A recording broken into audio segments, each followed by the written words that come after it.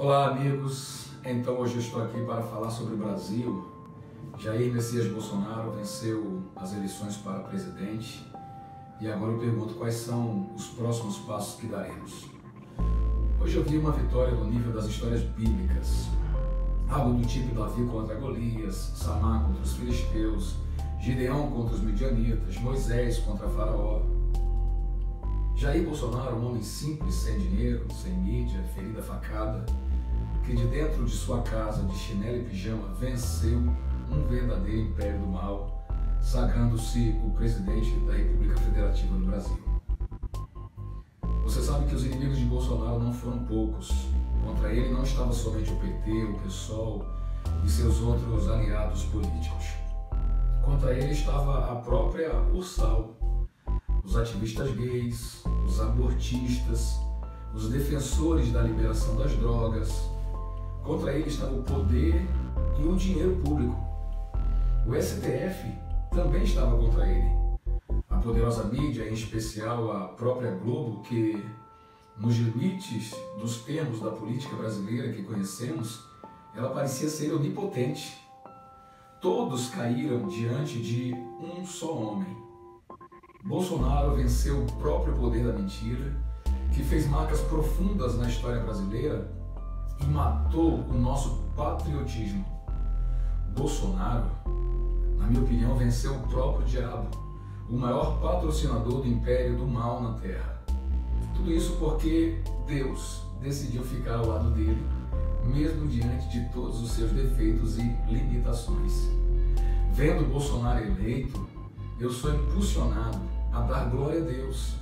E faço isso porque vivi para ver um homem ao lado de Deus vencer sozinho gigantes tão poderosos que fariam o famoso Golias parecer um anão de jardim.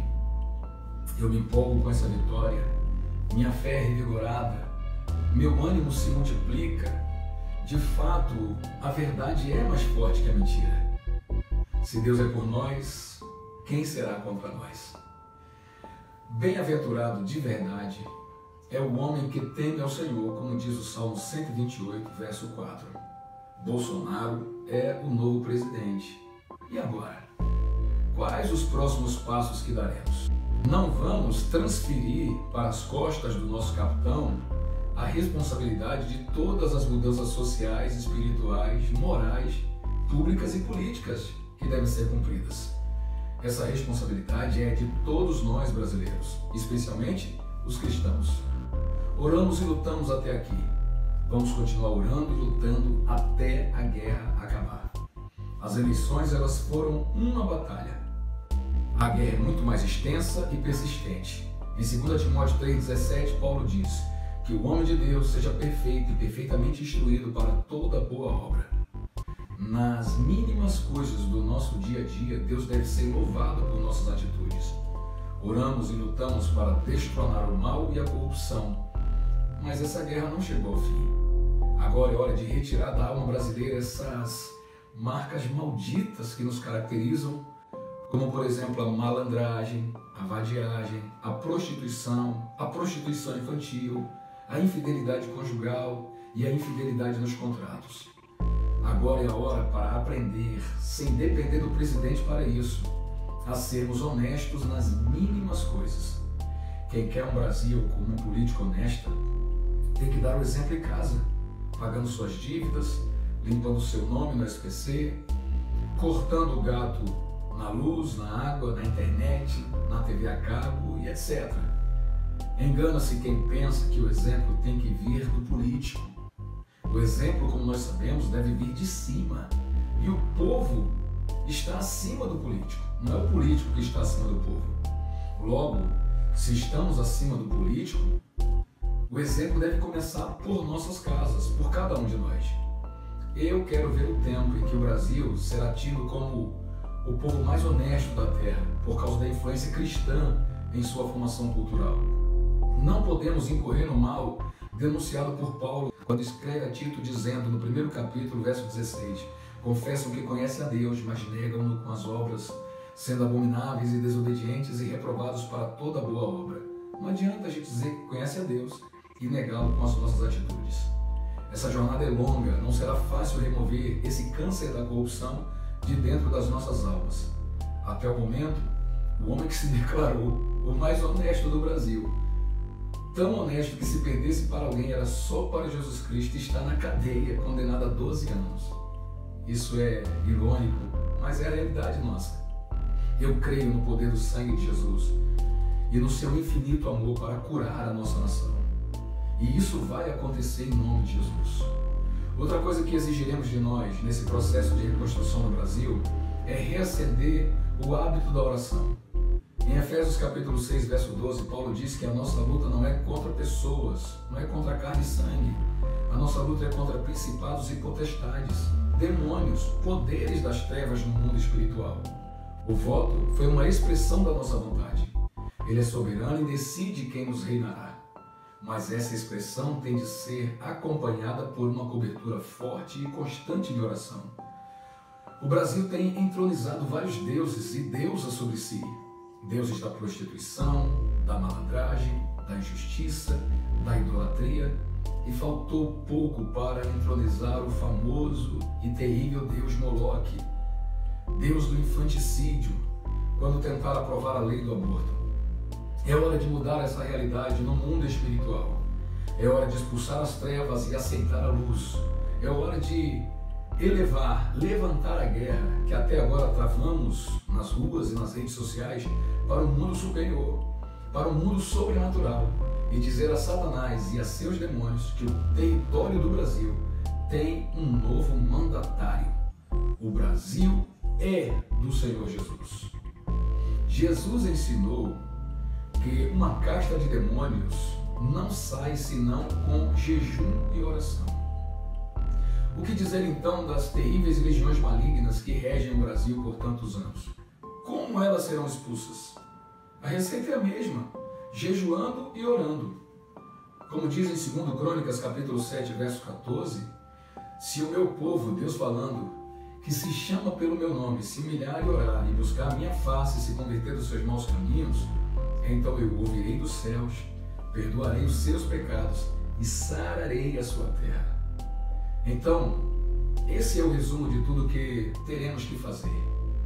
Primeiro, assumir que a responsabilidade da verdadeira mudança é nossa e é intransferível. Segundo, dar e ser o exemplo da mais pura conduta moral e cristã. Terceiro, continuar orando e clamando pela misericórdia divina até que os principados e potestades espirituais que regeram essa nação até o dia de hoje sejam completamente destronados e o Senhor seja entronizado acima de todos os deuses. Antes de encerrar essa minha palavra, eu preciso ainda liberar sobre vocês o entendimento profético que recebi de Deus e espero que isso seja uma bênção para cada brasileiro. Em Mateus, capítulo 25, verso 32, Jesus disse que as nações um dia serão reunidas diante dele para serem julgadas, o que na teologia chamamos de julgamento das nações. As nações aliadas a Jesus serão postas do seu lado direito e ele as denominou de nações ovelhas. As nações inimigas de Jesus serão postas do seu lado esquerdo e ele as denominou de nações bodes. Nações ovelhas à direita, nações bodes à esquerda. Quer os homens gostem ou não do que eu vou falar agora, a verdade é essa. A nação de Israel, ela é a balança desse julgamento. O Salmo 122, verso 6 diz: orai pela paz de Jerusalém, prosperarão aqueles que te amam. Historicamente, o comunismo e o islamismo têm desenvolvido ações voltadas ao extermínio do povo judeu e do cristianismo. São seus objetivos primários. O Islã prega que, enquanto houver Israel, a luta islâmica não terminará. O comunismo foi criado com essa mesma tese, só que agora voltada para o cristianismo. Para implantar o verdadeiro comunismo, Deus e sua igreja precisam morrer. É nesse ponto da minha reflexão que meu coração se enche da alegria do Senhor. Essas eleições provaram o que todos nós já sabíamos: Deus não está morto. Assim como concluiu Nabucodonosor na sua carta de arrependimento e confissão, transcrita por Daniel no capítulo 4 do seu livro, o Altíssimo vive para sempre e seu domínio é eterno. Ninguém pode impedir os movimentos da sua mão. Gente, a volta de Jesus é iminente, a qualquer hora vai acontecer. E as nações terão que se alinhar para serem apresentadas ao Messias. Cada uma precisará se definir se é nação bode ou se é nação ovelha.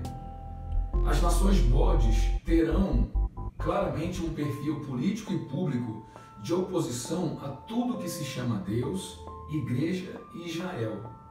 E por isso serão aliadas ao comunismo e ao mundo islâmico. As nações ovelhas ainda terão Deus como sua bandeira, Jeová Nissi, e serão aliadas a Israel. O Brasil levantou nessas eleições Bolsonaro, um homem que decidiu levantar Deus como bandeira da nossa nação. Levantou Deus como Jeová Nissi, e antes mesmo de se eleger já firmou um pacto de aliança com Israel. O primeiro-ministro de Israel, o senhor Benjamin Netanyahu, já elogiou o nosso presidente, reconhecendo Bolsonaro como aliado de Israel. Isso é um bom sinal. Que venham os bons tempos da prosperidade prometida pelo Senhor, quando garantiu abençoar quem abençoasse Israel. Em nome de Jesus. Amém. Se você gostou desse vídeo, compartilhe ele, divulgue para os seus amigos e contatos. Que Deus te abençoe.